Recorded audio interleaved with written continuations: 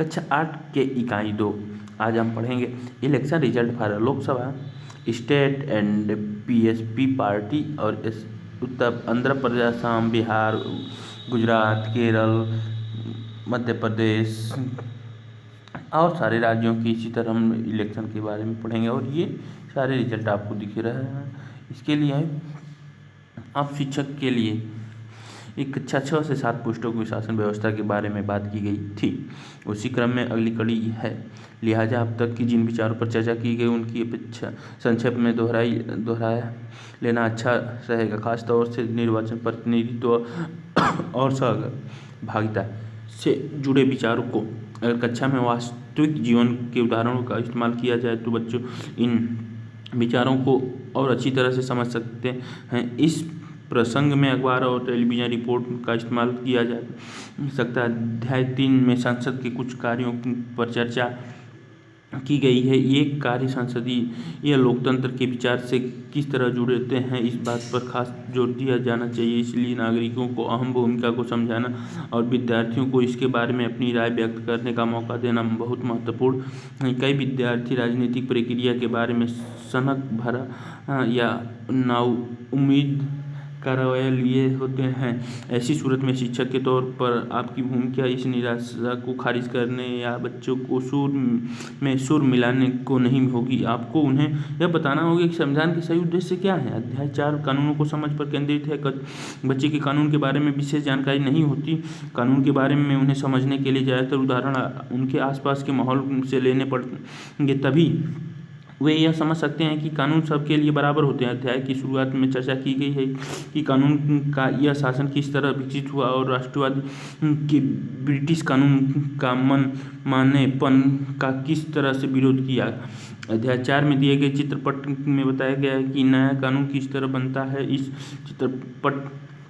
चित्रकथा पट का मुख्य जोर संसद में चलने वाली प्रक्रियाओं पर नहीं है। इस बात का दर्शाता है कि किसी महत्वपूर्ण सामाजिक मुद्दे को कानून के रूप में देने पर आम लोग कितनी अहम भूमिका निभाते हैं। इस अध्याय में उल्लिखित कानूनों के अलावा आप किसी नए विचाराधीन व प्रस्तावित कानून का भी उदाहरण दे सकते हैं ताकि विद्यार्थी उसके संदर्भ में लोगों की भूमिका को समझ पाएँ। अध्याय के आखिरी में अलोकप्रिय कानूनों की चर्चा की गई। इसका मतलब ऐसे कानूनों से है जो आबादी के कुछ हिस्सों के मौलिक अधिकारों को बाधित करते हैं। इतिहास में हम ऐसे बहुत सारे समूह दिखाई देते हैं जिन्होंने अन्यायपूर्ण दिखने वाले कानूनों का विरोध किया था। कोई कानून किस आधार पर अलोकप्रिय हो सकता है, इस बात की चर्चा के लिए इतिहास के इन उदाहरणों को सहारा ले। विद्यार्थियों को भारतीय संदर्भ में ऐसे और उदाहरण ढूंढने और अध्याय 1 में दिए गए मौलिक अधिकारों की कसौटी का इस्तेमाल करते हुए कक्षा में उन पर भी चर्चा करने का मौका दे। हमें संसद क्यों चाहिए? अध्याय 3 में हम इसीलिए अध्ययन करेंगे हमें संसद क्यों चाहिए। हम भारतीयों को इस बात का गर्व है कि हम एक लोकतांत्रिक व्यवस्था का हिस्सा हैं। इस अध्याय में हम निर्णय प्रक्रिया में सहभागिता और लोकतांत्रिक सरकार के लिए नागरिकों की सहमति के महत्व, कैसे विचार के आपसी संबंधों को समझने की कोशिश करेंगे। यही वे तत्व हैं जो सम्मिलित रूप से भारत में एक लोकतांत्रिक व्यवस्था का निर्माण करते हैं। इस बात की सबसे अच्छी अभिव्यक्ति संसद के रूप में मिलती है। इस अध्याय में हम यह देखेंगे कि किस तरह हमारी संसद देश के नागरिकों को निर्णय प्रक्रिया में हिस्सा लेने और सरकार पर अंकुश रखने में मदद देती है। इसी आधार पर संसद भारतीय लोकतंत्र का सबसे महत्वपूर्ण प्रतीक और संविधान का केंद्रीय तत्व है। ये संसद है आपका, ऐसे ही संसद सर के ऊपर सबके टंगा रहता है। मतलब एक लोगों से नहीं, कई लोगों से मिलकर संसद बनता है। लोगों का फैसला क्यों लेना चाहिए? लोगों को फैसला क्यों लेना चाहिए? पिछले पन्ने पर दी गई संसद की तस्वीरें के जरिए कलाकार यह क्या कहने का प्रयास कर रहा है। जैसा कि हम जानते हैं कि भारत 15 अगस्त 1947 को आज़ादी हुई थी। इस आज़ादी के लिए पूरे देश की जनता ने एक लंबा और मुश्किल संघर्ष चलाया था। इस संघर्ष में समाज की बहुत सारे तबकों की हिस्सेदारी थी। तरह तरह की पृष्ठभूमियों के लोगों ने इसमें भाग लिया। वे स्वतंत्रता, समानता और निर्णय प्रक्रिया में हिस्सेदारी के विचार से प्रेरित थे। औपनिवेशिक शासन के तहत जो लोग ब्रिटिश सरकार से भयभीत रहते थे, वे सरकार के बहुत सारे फैसले से असहमत थे, लेकिन अगर वे इन फैसलों की आलोचना करते तो उन्हें भारी खतरों का सामना करना पड़ता था। स्वतंत्रता आंदोलन ने यह स्थिति बदल डाली और राष्ट्रवादी खुलेआम ब्रिटिश सरकार की आलोचना करने लगे और अपनी मांगें पेश करने लगे। 1885 में ही भारतीय राष्ट्रीय कांग्रेस ने मांग की कि विधायिका में निर्वाचित सदस्य होना चाहिए और उन्हें बजट पर चर्चा करने एवं प्रश्न पूछने का अधिकार मिलना चाहिए। 1909 में बने गवर्नमेंट ऑफ इंडिया एक्ट ने कुछ हद तक निर्वाचित प्रतिनिधि की व्यवस्था को मंजूरी दे दी। हालांकि ब्रिटिश सरकार के अंतर्गत बनाई गई ये शुरुआती विधायिकाएँ राष्ट्रवादी के बढ़ते जा रहे दबाव के कारण ही बनी थी, लेकिन इनमें भी सभी वयस्क ने न तो वोट डालने का अधिकार दिया था और न ही आम लोगों को निर्णय प्रक्रिया में हिस्सा ले सकते थे। जैसा कि आप अपने अध्याय में पढ़ा था, औपनिवेशिक शासक के अनुभव एवं स्वतंत्रता संघर्ष की तरह तरह के लोगों की हिस्सेदारी के आधार पर राष्ट्रवादी को विकास हो गया था कि स्वतंत्र भारत में सभी लोग अपने जीवन को प्रभावित करने वाले फैसले में हिस्सा लेने की क्षमता रखते हैं। स्वतंत्र भारत पर हम एक स्वतंत्र देश के नागरिक बनने वाले थे, लेकिन इसका यह मतलब नहीं था कि सरकार जो चाहे कर सकती है। इसका मतलब यह था कि अब सरकार को लोगों की ज़रूरत और मांगों के प्रति संवेदनशील रहना होगा। इस चित्र में एक मतदाता इलेक्ट्रॉनिक वोटिंग मशीन (ईवीएम) के इस्तेमाल की विधि पढ़ रहा है। 2004 में आम चुनाव में पहली बार पूरे देश में ईवीएम का इस्तेमाल किया गया था। इस चुनाव में ईवीएम के इस्तेमाल से लगभग 1,50,000 पेड़ों की रक्षा हुई, क्योंकि मतपत्र की छपाई के लिए इन पेड़ों को कटाई कर 8,000 टन कागज बनाना पड़ता था। हमें संसद क्यों चाहिए, ये अध्याय के लिए निष्कर्ष रहा। सार्वभौमिक वयस्क मताधिकार क्यों मिलना चाहिए? चाहे पक्ष के एक कारण बताइए। क्लास मॉनिटर का चुनाव शिक्षक द्वारा किया जाता है या विद्यार्थी द्वारा? आपकी राय में इस बात से कोई फर्क पड़ता है या नहीं? चर्चा कीजिए। संघर्ष के सपनों और आकांक्षाओं से स्वतंत्र भारत के संविधान में ठोस रूप ग्रहण किया। इस संविधान ने सार्वभौमिक वयस्क मताधिकार के सिद्धांत को अपनाया। सार्वभौमिक वयस्क मताधिकार का मतलब है कि देश के सभी वयस्क नागरिकों को वोट देने का अधिकार, लोगों और उनके प्रतिनिधित्व। सहमति का विचार लोकतंत्र का प्रश्न बिंदु होता है। सहमति का मतलब है चाहे स्वीकृति और लोगों की हिस्सेदारी, लोगों का निर्णय ही लोकतांत्रिक सरकार का गठन करता हो और उसके कामकाज के बारे में फैसला देता हो। इस तरह के लोकतंत्र के पीछे मूल सोच यह रहती कि व्यक्ति या नागरिक ही सबसे महत्वपूर्ण है। सैद्धांतिक स्तर पर सरकार एक अन्य सार्वजनिक संस्थानों में इन नागरिकों की आस्था होनी चाहिए। व्यक्ति सरकार को अपनी मंजूरी कैसे देता है? जैसा कि आपने पढ़ा है, मंजूरी देने का एक तरीका चुनाव है। लोग संसद के लिए अपने प्रतिनिधियों का चुनाव करते हैं। इन्हीं निर्वाचित प्रतिनिधियों में से एक समूह सरकार बनाता है। जनता द्वारा चुने गए सभी प्रतिनिधियों के इस समूह को ही संसद कहा जाता है। यह संसद सरकार को नियंत्रित करती है और उसका मार्गदर्शन करती है। इस लिहाजा में अपने निर्वाचन प्रतिनिधियों के माध्यम से लोग ही सरकार बनाते हैं और उस पर नियंत्रण रखते हैं। इस फोटो में चुनाव कर्मचारी एक दुर्गम इलाके में स्थित मतदान केंद्र तक मतदान सामग्री और इलेक्ट्रॉनिक वोटिंग मशीन पहुंचाने के लिए हाथी का इस्तेमाल कर रहे हैं। प्रतिनिधि का यह विचार कक्षा 6 से 7 की सामाजिक एवं राजनीतिक जीवन पाठ्य पुस्तकों का एक महत्वपूर्ण विषय था। आप इस बात से पहले ही परिचित हैं कि सरकार के विभिन्न स्तरों पर प्रतिनिधियों का चुनाव किस तरह किया जाता है। आइए निम्नलिखित अभ्यास के माध्यम से इन विचारों को एक बार फिर से दोहराएं। विधायिका MLA कौन होता है और उनका चुनाव कैसे किया जाता है? इस बात को समझने के लिए निर्वाचन क्षेत्र के प्रतिनिधि शब्दों का प्रयोग करें। राज्य विधानसभा एवं संसद लोकसभा के बीच क्या फर्क है, इस बारे में अपने शिक्षक के साथ चर्चा कीजिए। दिए गए विकल्पों में से कौन सा से काम राज्य सरकार के है और कौन सा केंद्र सरकार के? चीन के साथ शांतिपूर्ण संबंध रखा जाए तो ये तो केंद्र सरकार के। मध्य प्रदेश में बोर्ड के तहत आने वाले सभी स्कूलों में कक्षा 8 की बोर्ड की परीक्षाओं से बाहर रखा जाएगा, ये राज्य सरकार की है। अजमेर और मैसूर के बीच एक नई रेलगाड़ी चलाई जाएगी, ये केंद्र सरकार के बीच संबंध 1,000 रुपये के नए नोट जारी किए केंद्र सरकार के। निम्नलिखित स्थानों में रिक्त स्थान। सार्वभौमिक वयस्क मताधिकार विधायिका प्रतिनिधि प्रत्यक्ष रूप में। हमारे समय में लोकतांत्रिक सरकार को आमतौर पर प्रतिनिधि मूलक लोकतंत्र की संज्ञा दी जाती है। प्रतिनिधि मूलक लोकतंत्र में लोग वयस्क सार्वभौमिक वयस्क मताधिकार हिस्सेदारी नहीं करके बल्कि चुनाव प्रक्रिया के जरिए अपने प्रतिनिधि को चुनते हैं। ये विधायकों पूरी जनता के लिए मिलकर फैसला लेते हैं। आज के दौर में ऐसी सरकार को लोकतांत्रिक नहीं कहा जाता जो कहा जा सकता जो अपने लोगों को वोट न देती हो। इसका मतलब यह देश की सभी वयस्क अधिकारों को वोट देने का अधिकार होता है। आप पढ़ चुके हैं कि पंचायत राज विधायिका या संसद के लिए चुने जाने वाले ज़्यादातर निर्वाचित प्रतिनिधि को 5 साल की अवधि के लिए चुना जाता है। ऐसा क्यों? जनप्रतिनिधियों के केवल कुछ सालों के लिए ही चुना जाता है, जीवन भर के लिए नहीं। आप यह पढ़ चुके हैं कि सरकार की कार्रवाइयों पर अपनी सहमति या असहमति व्यक्त करने के लिए लोग केवल चुनाव का ही इस्तेमाल नहीं करते बल्कि वे दूसरे रास्ते पर अख्तियार करते हैं।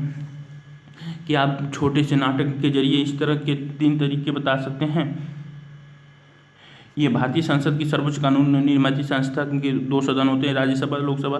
राज्यसभा में कुल 245 सदस्य होते हैं। देश के उपराष्ट्रपति राज्यसभा के सभापति होते हैं। लोकसभा के कुल 545 सदस्य होते हैं। इसकी अध्यक्षता लोकसभा अध्यक्ष करते हैं। संसद की भूमिका।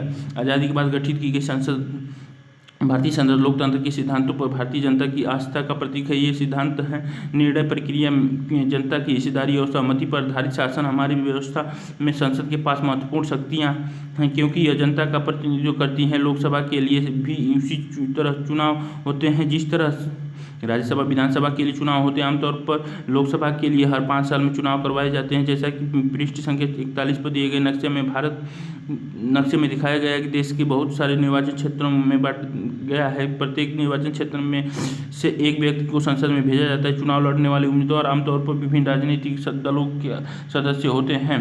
नीचे दी गई तालिका में आइए हम ऐसे इस बात को अच्छी तरह से समझ लें। 17वीं लोकसभा के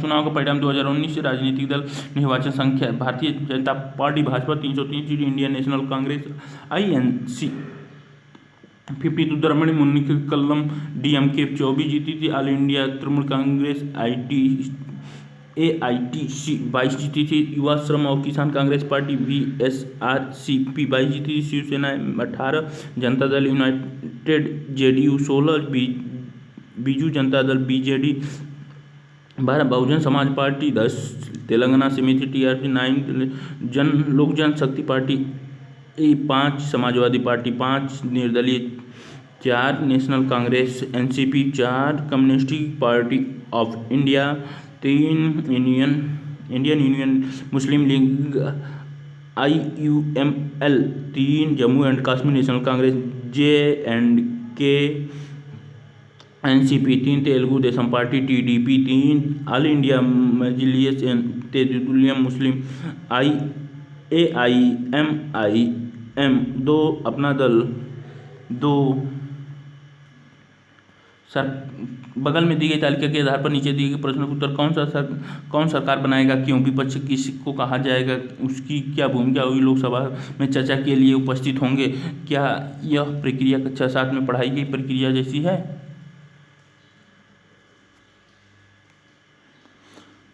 communist of India CPI 2, Shiromani Akali Dal 2, Aam Aadmi party 1, JSM party JMU 1, all India Munnetra Kazhagam AIMDMK 1, all India United Democratic Front 1, Janata Dal सैलकुरा 1, Jharkhand Mukti Morcha 1, Kerala Congress 1, Mizo National Front 1, Naga People's Front 1, National People's Party 1, National Democratic Progressive Party 1, Rashtriya Loktantrik party 1, Revolutionary Socialist Party 1, Sikkim क्रांतिकारी मोर्चा 1, विदुथलाई चिरुथाईगल कच्ची BCK 1, कुल 543। पृष्ठ 28 पर दिए गए चित्र में 1962 में हुए तीसरे लोकसभा चुनाव के परिणाम दिखाए गए। इस चित्र के आधार पर निम्नलिखित सवालों का जवाब। लोकसभा में किस राज्य के सांसद सबसे अधिक और आपके विचार से ऐसा क्यों? लोकसभा की किस राज्य की सांसद की संख्या सबसे कम? किस राजनीतिक दल के सभी राज्यों में सबसे ज़्यादा वोट जीते? आप राज्यों की कौन सा दल सरकार बनाएंगे, कारण बताइए। 15वीं लोकसभा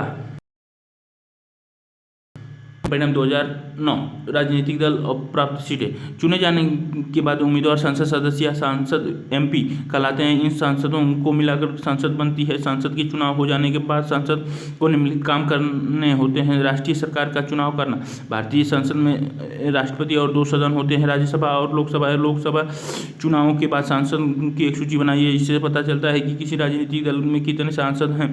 यदि कोई राजनीतिक दल सरकार बनाना चाहता है तो उसे निर्वाचन सांसदों के बहुमत प्राप्त होना चाहिए। चूंकि लोकसभा में कुल 543 निर्वाचित सदस्य हैं और 2 मनोनीत सदस्य होते हैं, इसलिए बहुत हासिल करने के लिए लोकसभा में किसी भी दल के पास कम से कम 272 सदस्य होने चाहिए। संसद में बहुमत प्राप्त करने वाले दल या गठबंधन का विरोधी करने वाले राजनीतिक दल विपक्षी दल कहलाता है। बहुजन पार्टी भाजपा 21, भारतीय Janata party 116, communist all India party 4, communist party of India Marxist 16, Indian National Congress 206, national list Congress party 9, राष्ट्रीय जनता दल 4, राज्य क्षेत्र दल या क्षेत्रीय पार्टियां ऑल इंडिया अन्ना द्रविड़ मुनेत्र कड़म 9, all India forward block 2, all India Trinamool Congress 19, Biju Janata Dal 14, Trinamool Munnetra कड़म DMK 18, Jammu and Kashmir national Congress 3, Janata Dal secular 3, Janata Dal United 20, Jharkhand Mukti Morcha 2, Muslim league Kerala राज्य समिति 2, revolutionary socialist party 2, Samajwadi party Sapa 23, शिरोमणि अकाली दल 4, शिवसेना 11, तेलंगाना राष्ट्रीय समिति TRS 2, तेलुगु देशम TDP 6, अन्य क्षेत्रीय पार्टी 7, पंजीकृत अमान्य दल 16, अस्वावलंबी 3। कुल टोटल बन गए आपके 543। कार्यपालिका का चुनाव कराना लोकसभा का एक महत्वपूर्ण काम होता है। जैसा कि अपने पहले अध्याय में पढ़ा था, कार्यपालिका ऐसे लोगों का समूह होती है जो संसद द्वारा बनाए गए कानूनों को लागू करने के लिए मिलकर काम करते हैं। जब हम सरकार शब्द का इस्तेमाल करते हैं तो हमारे जेहन में अक्सर यही कार्यपालिका होती है। भारत का प्रधानमंत्री लोकसभा में सत्ताधारी दल का मुखिया होता है। प्रधानमंत्री अपने दल के सांसदों में से मंत्रियों का चुनाव कराते हैं जो प्रधानमंत्री के साथ मिलकर फैसलों को लागू कराते हैं। ये मंत्री स्वास्थ्य, शिक्षा, वित्त इत्यादि विभिन्न सरकारी कार्यों का जिम्मा संभालते हैं।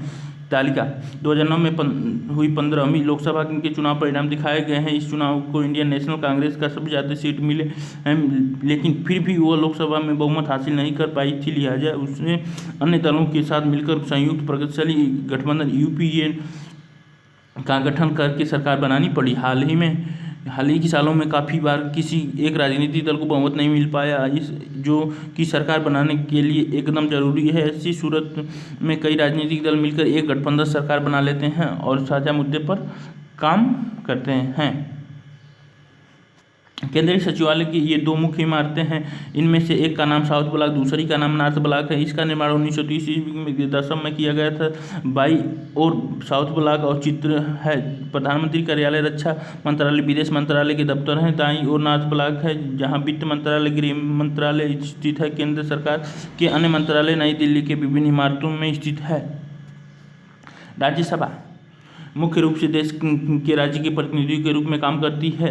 राज्यसभा भी कोई कानून बनाने का प्रस्ताव पेश कर सकती है। किसी विधेयक को कानून के रूप में लागू करने के लिए जरूरी है कि उसे राज्यसभा की भी मंजूरी हो। इस प्रकार राज्यसभा की भी बहुत महत्वपूर्ण भूमिका होती है। संसद का यह सदन लोकसभा द्वारा पारित किए गए कानून की समीक्षा करता है और अगर जरूरत हुई तो उसे संशोधन करता है। राज्यसभा के सदस्यों का चुनाव विभिन्न राज्यों के विधानसभाओं के निर्वाचित सदस्य करते हैं। राज्यसभा में 233 निर्वाचित सदस्य होते हैं और 12 सदस्य राष्ट्रपति की ओर से मनोनीत किए जाते हैं। सरकार को नियंत्रित करना, मार्गदर्शन देना और जानकारी देना। जब संसद का सत्र चल रहा होता है तो उसमें सबसे पहले प्रश्नकाल होता है। प्रश्नकाल का एक महत्वपूर्ण व्यवस्था है। इसके माध्यम से सांसद सरकार के कामकाज के बारे में जानकारी हासिल करते हैं। इसके जरिए संसद कार्यपालिका को नियंत्रित करती है। सवाल के माध्यम से सरकार को उसकी खामियों के प्रति आगाह किया जाता है। इसी तरह सरकार को भी जनता के प्रतिनिधियों यानी सांसदों के जरिए ये जनता की राय जानने का मौका मिलता है। सरकार से सवाल पूछने किसी भी सांसद की बहुत महत्वपूर्ण जिम्मेदारी होती है। लोकतंत्र को स्वस्थ संचालन में विपक्षी दल का एक अहम भूमिका अदा करते हैं। वे सरकार की नीतियों और कार्यक्रम की कमियों को सामने लाते हैं और अपनी नीतियों के लिए जन समर्थन जुटाते हैं। संसद में किए गए एक प्रश्न के उदाहरण। लोकसभा अंतरांकित प्रश्न संख्या 48 दिनांक 15 अगस्त 2017 को उत्तर के लिए बच्चों के लिए योजनाओं का समावेशन। डॉक्टर मनोज राजौरिया, क्या महिलाओं और बाल विकास मंत्री को यह बताने की कृपा करेंगे कि क्या सरकार के देश में बच्चों के लिए विभिन्न योजनाओं की और नीतियों के समन्वय कराने पर विचार? यदि हाँ तो संबंधित ब्यौरा क्या है और यदि नहीं तो इसका क्या कारण है? उत्तर: वीरेंद्र कुमार, महिला एवं बाल विकास मंत्रालय में राज्य मंत्री से गौतम मंत्रालय ने राष्ट्रीय बाल कार्य योजना 2016 का विकास किया है और ज़्यादातर विभिन्न मंत्रालय और विभागों की विद्यमान योजनाओं का कार्यक्रम पर आधारित है। इस मंत्रालय विभागों तथा राज्य सरकारों संघ राज्य के क्षेत्र में प्रशासनों का अभिसरण एवं समन्वय के लिए रूपरेखा का प्रावधान है तथा यह बच्चों की बहुआयामी कमजोरी को दूर करने के लिए सभी हितधारकों से सामूहिक कार्रवाई को प्रोत्साहित करती है। राष्ट्रीय बाल कार्य योजना 2016 में बच्चों के अधिकार को प्राथमिकता के 4 प्रमुख क्षेत्रों अर्थात उत्तरजीवित स्वास्थ्य एवं पोषण, शिक्षा एवं विकास, संरक्षण और भागीदारी को वर्गीकृत करते हैं। यह विभिन्न रणनीतियों के कार्यान्वयन के लिए प्रमुख कार्यक्रम, योजनाओं और नीतियों तथा हितधारकों को भी चिन्हित करती है। सांसद के प्रश्नों से सरकार को भी महत्वपूर्ण फीडबैक मिलता है, इसके चलते सरकार चुस्त रहती है। इसके अलावा वित्त से संबंधित सभी मामलों में संसद की मंजूरी सरकार के लिए बहुत महत्वपूर्ण होती है। यह उन कई तरीकों में से एक है जिसके माध्यम से संसद सरकार को नियंत्रित करती है, इसका मार्गदर्शन करती है और उसको सूचित करती है। जनप्रतिनिधियों के रूप में संसद को नियंत्रित, निर्देशित और सूचित करने में संसद की एक अहम भूमिका होती है और यह भारतीय लोकतंत्र का एक मुख्य आयाम है। उपरोक्त प्रश्नों के माध्यम से महिला और बाल विकास मंत्री से क्या जानकारी मांगी जा रही है? अगर आप सांसद होते तो कौन से 2 सवाल पूछते? कानून बनाना संसद का एक महत्वपूर्ण काम है। इसके बारे में हम अगले अध्याय में पढ़ेंगे। संसद में कौन लोग होते हैं? संसद में विभिन्न पृष्ठभूमि वाले लोगों की संख्या बढ़ती जा रही है। उदाहरण के लिए अब ग्रामीण पृष्ठों वाले सदस्यों की संख्या पहले से ज़्यादा है। बहुत सारे क्षेत्रीय दल के सदस्य भी अब बढ़ गए हैं। जिन समूह के तबके और अब तक के संसद में कोई प्रतिनिधि नहीं था, वे अब चुनाव जीत कर आने लगे हैं। दलित और पिछड़े वर्ग की राजनीतिक हिस्सेदारी भी बढ़ गई है। निम्नलिखित तारीखों में पता चलता है कि अलग अलग सालों में लोकसभा के लिए वोट डालने की आबादी प्रतिशत कितना था। पहली बार 1991 से 92 में 61.16, चौथी बार 1967 में 61.33%, पाँचवीं में 1971 में 55.29, छठी में 1977 में 60.49 और आठवीं में 1984 से 85 में 64.01, 10वीं में 1991 से 92 में 55.88, 14वीं में 2004 57.98, 15वीं में 2009 में 58.19, 16वीं 2014 में 66.4 और 17वीं 2019 जिसमें मोदी जी बने 67.11। इस तालिका को देखने के बाद क्या आप यह कह सकते हैं कि पिछले 65 सालों में चुनाव में जनता की सहभागिता कम हुई है या बढ़ती है या शुरुआती वृद्धि के बाद प्रायः स्थिर रही? आपने देखने में आया कि यह प्रतिनिधि मूलक लोकतंत्र अपने समाज को पूरे तौर पर सही ढंग से प्रतिबिंबित नहीं कर सकता। यह बात साफ दिखाई देने लगी है कि जब हमारे हित और अनुभव अलग अलग होते हैं तो एक समूह के व्यक्ति सबके हित में आवाज़ नहीं उठा सकते। इसी बात को ध्यान में रखते हुए संसद की कुछ सीटें अनुसूचित जाति SC और अनुसूचित जनजाति ST के लिए अनारक्षित की गई है। ऐसा इसलिए किया गया ताकि इस चुनाव क्षेत्रों से केवल दलित और आदिवासी उम्मीदवार ही जीते और संसद में उनकी भी उचित हिस्सेदारी हो। उन्होंने उम्मीद की जाती है कि वे दलित और आदिवासियों की ज़िंदगी से जुड़े मुद्दों को ज़्यादा अच्छी तरह से संसद में उठा सकते हैं। इसी प्रकार हाल ही में महिलाओं के लिए भी सीटों के आरक्षण का सुझाव पेश किया गया। इसी सवाल पर अभी भी बहस जारी है। 60 साल पहले संसद में केवल 4% महिलाएं थीं, आज भी उनमें संख्या 11% ज़रा सा ऊपर ही पहुंच ही पाई है। जब आप इस बात पर ध्यान देते हैं कि आधी आबादी औरतों की है, तो यह साफ हो जाता है कि संसद में उनकी बहुत कम जगह मिल रही है। उपरोक्त चित्र में महिलाएं संसद दिखाई पड़ रही हैं। आपको संसद में महिलाओं की कम संख्या का क्या कारण समझ में आता है, चर्चा करें। इसी तरह के मुद्दे की वजह से आज हमारे देश में ऐसे कई मुश्किल और अनसुलझे सवालों से जूझ रहे हैं। क्या हमारी लोकतांत्रिक व्यवस्था का कहीं प्रतिनिधि है या नहीं, ऐसे सवाल पूछ सकते हैं और उनके जवाब ढूंढने की कोशिश कर रहे हैं। यह बात लोकतांत्रिक शासन व्यवस्था की ताकत है और उससे भारत के लोगों की आस्था को झलकती है।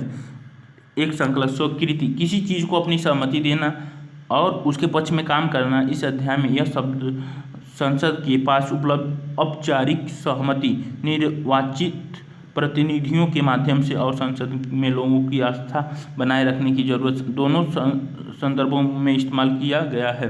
गठबंधन, इसका मतलब समूह के दलों के तत्कालिक गठजोड़ से होता है। इस अध्याय में गठबंधन शब्द का इस्तेमाल चुनाव के बाद किसी भी दल को बहुमत न मिलने की स्थिति में बनने वाले गठजोड़ के लिए किया जाता है। अनसुलझे, इसका आशय ऐसी परिस्थितियों से है जो जहाँ समस्याओं का कोई आसान समाधान उपलब्ध नहीं होता है।